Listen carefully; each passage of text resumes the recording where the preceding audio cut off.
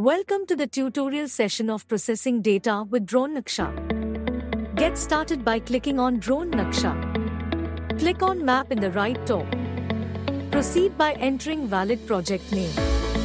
Enter valid plan name and click on Next. Add a image set name. Click on plus sign to add image sets.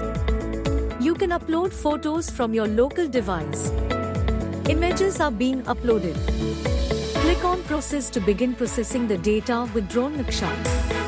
Select the outputs and execution parameters as low, moderate, high for desired results. And click on Process to initiate the task. You will be notified as your task would be completed. You can then visualize your outputs. Thank you for watching DroneNaksha tutorial video.